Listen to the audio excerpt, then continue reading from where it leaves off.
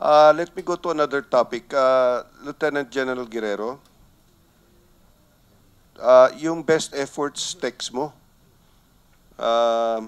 saying that per guidance of the President, so the President instructed you could you please elaborate na lang so that we can, yung buong kwento po. Yes, Your Honor. Good morning. The text that I sent to the Division Commander, 6th Infantry Division Commander, General Pangilinan, is a guidance on what to do for the next operation, which is to rescue and retrieve the 84th SAC. My text, the first sentence is to best effort without endangering the troops because it's already nighttime. That text was sent at about 1900, Your Honor. 1856. 1856.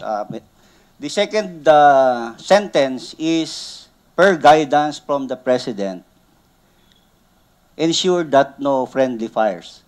Because at night, it's difficult to conduct a link-up operations between the Army, together with the SAF, and the 84th SAC.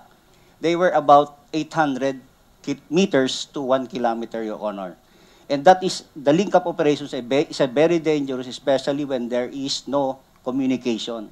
So at night, I advise him to make sure that there will be no friendly fires.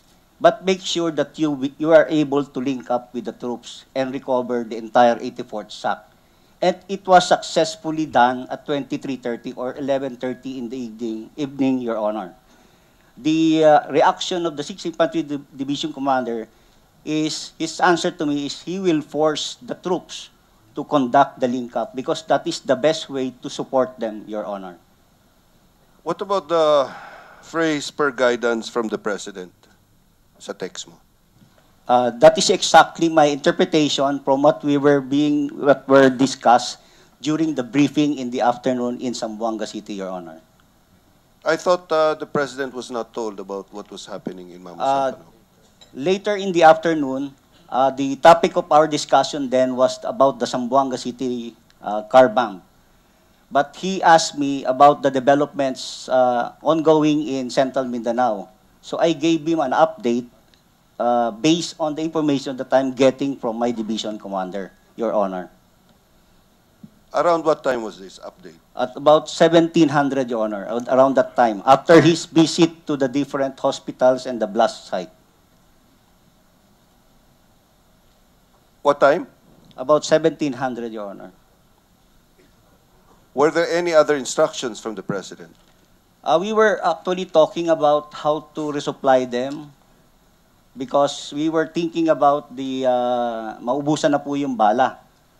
So I have no direct information or complete information on what's happening with that 84th SAC. So we were thinking of ways on how to go about the conduct of link-up or rescue operation by the 6th Infantry Division. So my text, the next SMS I sent is asking him, what is your concept of operations for this mission of link-up or reinforcement, Your Honor? Was the phrase best efforts really used, or that was your interpretation? That's my interpretation and my guidance to the division commander, Your Honor. Okay.